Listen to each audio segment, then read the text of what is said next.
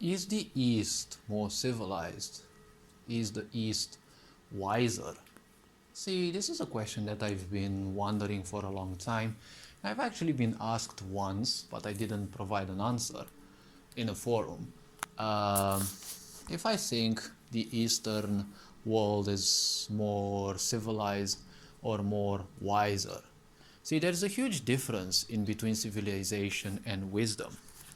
See, the point is, when it comes to civilization, civilization is something that you create. Okay? Civilization is something mental. You create the premises of what you believe to be civilized.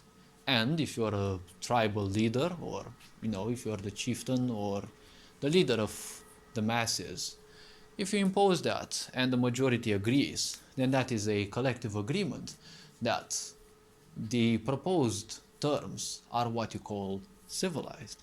Okay? Because if we look in feudal Japan, if we look in Europe, if we look in different parts of the world, right? We look at China, we look at India, right? We take most of the countries that appear in the history books, we will see that there are different versions of the so-called civilization.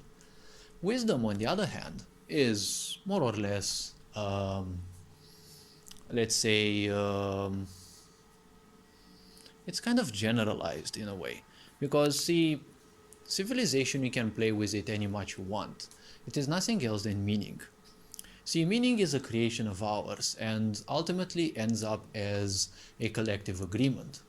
Such form of meaning you have, for example, as language, right? You take any language in the world, it is a collective agreement, right? It has some rules, it has some legislations, vocabulary and the such, but its only purpose is just for socializing, right? And when you socialize, that means survival, right? It is survival on the social level, because we are, after all, social animals. So when it comes to wisdom, see, wisdom only comes out of own experience. So wisdom is not something that you will have as a generalized view. Like on the contrary, you can have with civilization or countries, rules, right? When you have rules, well, everything that is mental, everything that is mind-based, I'm speaking of the mind, that of the brain, right? The physical mind that we refer to, not the mind as a whole, because that's more broader than most people would think. But the point is, when we speak about the brain, right? The physical, cognizant part of us. See, meaning is just something that we create, something that we need to attach to in order to make our lives easier. It is nothing else than a tool that we use to make, well, communication easier. But when it comes to prolonging our attachment to that, well, that leads to a lot of problems, because when you become attached and you create a sense of civilization, that already means separation. And when you create that type of separation, you're already at a mental warfare with everyone else. This may not instantly result in a armed conflict, but if we are to think about it, let's think it a bit. See, when most people, especially ignorants, come at opposing viewpoints, right? When they come at opposing viewpoints with someone else, that someone else is already a kind of an enemy, because when you are an ignorant, you simply separate yourself from who you are. You give all your power to any external source. And in this state of disempowerment, you will literally become a mold. You will be easily shaped by the opinions of others, so basically you're nothing else than a sponge that simply draws in everything. When that happens, the problem is people become attached to a sense of civilization, and when your sense of civilization is a powerful attachment, it basically becomes more important than you. What you have achieved is that state in which you have perverted yourself, right? You have become an outcast, theoretically. You have become estranged from the paths of life, right? You are now viewing everything else as an enemy if they don't think or act according to your belief and according to your attachment, right? But don't forget, a belief is accepting something without necessity for proof, right? You don't need proof for a belief. Because if it sounds logical, It doesn't necessarily have to be, but if it sounds logical and you have that illusion that it clicks with you, well, then you're going to follow it, right? And when you follow something, well, you're on your path to become a fanatic. A fanatic means an ultra, right? It is either your idea or nothing. Say, for example, in feudal Japan, they had a concept called mabiki. Now, this was regarded as a highly conscious movement in which families would decide if they would have multiple children. They would decide alongside with others whether they should keep the children or simply kill them, or some of them, see.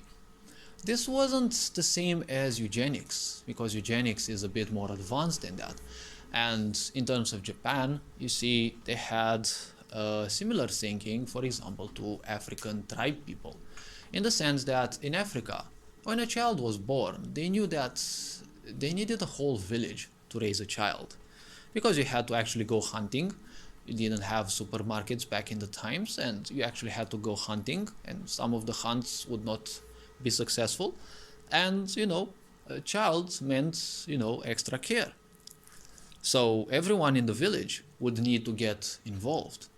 Now that was the spirit of a community.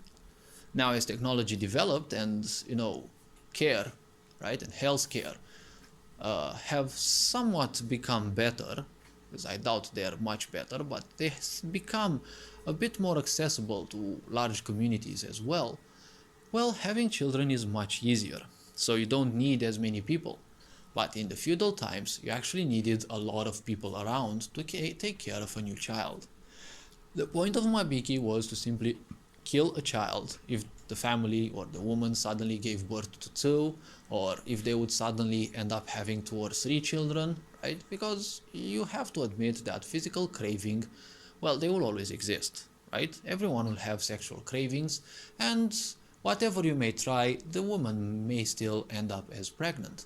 So when she would give birth to the child, they knew that they could actually kill the child, because they thought that when the child is very young, well, they may also be defenseless, but they haven't lived much of their life, so they simply can be killed. But this goes to show that they are kind of ignorant in a way to the ways of life. Many people say wisdom came from the East, but it doesn't mean all people in the East are necessarily wise. See, when you kill life, you kill life. It doesn't matter how old it is, right? This is nothing else but an act of semi-consciousness, I would say. It is still an ignorance, right? Because many people say, but it is conscious, right? That they actually chose. See, making a choice doesn't mean you're conscious. Let's take things in a more thorough approach, because I do like breaking things down to the minutest of details. Because see, in this case, all I see is murder. Because when you kill life, it doesn't have to be a human child. Any life it is, when you kill it, you have killed life. Even if it is conscious or unconscious form of life, it is still a form of life. So it is still murder when you do it. But people say, well, but the woman remained pregnant. Yes, but if the woman wasn't ignorant, she would have been conscious. If she were conscious, she would know, I may have sexual cravings, but it is more important to keep my body safe. Because sexual affairs always attract a lot of bad karma. Because when you are ignorant, you're always going to attract similar people as well. So see, when you create a civilization, right, everything evolves from unconsciousness to consciousness, right? So all our civilizations in the Middle Ages, in the ancient times, they were also ignorant to a certain extent, because most civilizations have been ignorant. All civilizations, obviously they have their wise people, but a few wise people, men and women, they don't make the masses, and in most cases the masses are kind of ignorant. So when this happens, the point is your sense of civilization will be nothing else than a mirror of your own ignorance, and your civilization will be a mirror of the necessities of the rulers.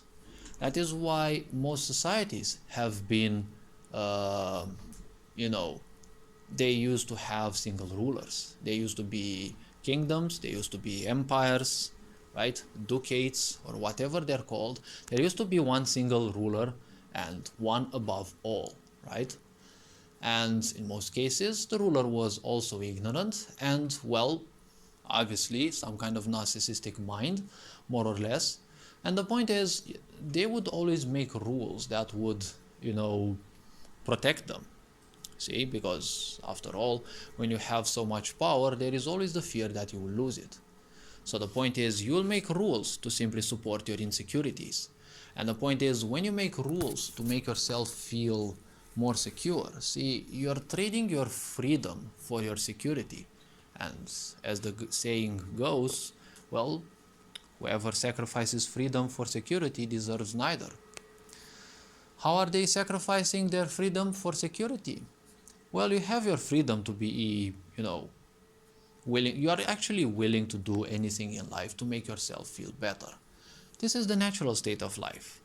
Life, depending on where you are born and when you are born, gives you a certain set of opportunities.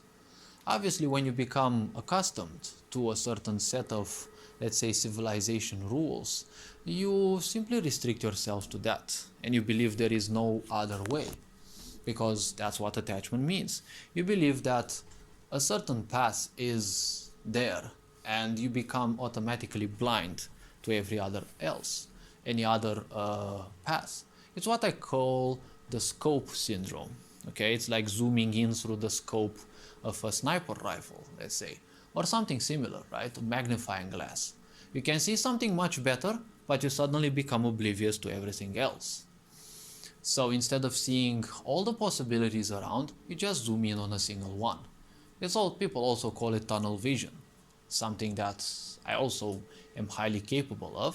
It's not something that I take much pride in, but, well, being capable of focusing on something, especially if you like it, can actually help you in a sick society. So the point is, when you are frustrated and also the rulership of a society, you will simply seek to make rules that will support you. And obviously, an ignorant mind cannot function other than that of a child, right? And a child, if they're angry on something, they don't want to see it anymore. Look at all societies up till now, right? They've always been something like, I don't like you, so you must die, right? This is the first impulse of the mind. If you don't like something, it must be gone, right? So the problem is, when you create a society which supports things like the Mabiki, right? Instead of consciousness and, reaching a certain level of awareness in which you simply transcend the physical impulses of your body, because you know that if you follow them, you will commit a lot worse karma upon yourself, which you will have to go through in future lives. See, the point is, if you murder a life force, well, it is a life force and that it is a murder. When you legalize that, or you make it a trend, the point is murder, right? Murder will become indistinguishable from justice. And that is only the foundation of an authoritarian regime, right? Because in an authoritarian regime, if I don't like you, you must die. We can see it in here, and this is also a principle of eugenics and such, and we can realize where that goes. We can correlate that with present-day events, but the point ultimately is, see, when people correlate the idea of civilization with themselves, see, even in English, when you say yourself, you say yourself, right? It is a self that is yours, but you don't say you, right? When you address people, you always address them with yourself, right? But at times you also call them you, but you see there is a difference when you say you and yourself, right? The self is meaning, right? It is a creation, it is meaning, and, well, it only has as much meaning as the person who has created that, well, is concerned. Because who you think you are is not who others think you are, right? It most likely never will be the same thing. So when you embrace the idea of civilization, right, when you embrace too much meaning, you become a slave of it. Being a slave of the mind is no sense of wisdom. What I see in the Eastern societies, for example, China and Japan, Korea, all I see is slaves of the mind. I mean, yes, surely they have a whole lot of mentality, towards progress and progress and progress. But when you look at them, they've usually taken everything possible from the West, technologically speaking, and well, yes, they do have that slavery of the mind to simply do. Because when you say, I'm doing this because I must, when you say I must, that is slavery, that is impulse. Because I don't see them acting consciously, they just follow orders. If someone orders you something and you do it without thinking, that's no sign of awareness, that's no sign of being wise. Okay, now I'm not saying Japan, China, Korea, and these three countries in particular, I'm not saying they don't have wise people or they would never have. They actually have a lot of wisdom if you read, but the point is they still act unconsciously, and that's what I'm thinking. Imagine what they could have achieved if they were actually conscious, right? Because when you do so many things against your own people, right, like China suppressing their own population because there's always a fear that the population will no longer follow the party. When in Japan you're so phobic against other nations, right? And in China again, if they say China wants to rule the world as revenge for the humiliation they have suffered 150 years or 200 years ago, right, in the Opium Wars or something like that. I think it's 150 years or something. See, that thing happened 150 years ago. Those are simply our ancestors. Our ancestors did what they knew best. It is our responsibility to know better and to do much better. If you're doing things because, and well, if you're taking your ancestors' anger, right, as if it is your own, then you're living their life. What's the purpose of living their life? They have been outdated. Technology is much better, possibilities are much broader, and there is so much more of a call to be more awakened because we have so much more destructive potential. Back in the times, if there was a war, there wouldn't be much of a problem. There were cannons, bows, rifles, weapons that weren't much of a destruction. Surely a battle in a place would simply leave its mark, but it could not be compared with the technologies of the world wars and, well, with the technology that we have nowadays. So the point is, we should have much more responsibility nowadays, right? Because when you look back in the times, our ancestors did what they could, right? We don't have to take, right, their mistakes as an example. We don't have to do what they have done, right? If you live their life, well, you're just gonna live a dead people's life, right? They have been outdated. They are long since gone. I'm not saying this to disrespect them, but this is what the truth is. You're creating and you're propagating wars, and this gives me the impression that they're not as wise as they should be, because they are many. They have a lot of wisdom and they have a lot of foundation for that. So, all this being said, imagine what humanity could do if many more of us would become aware and conscious of the surroundings. You are appreciated. Take care. Ferenc Board signing out.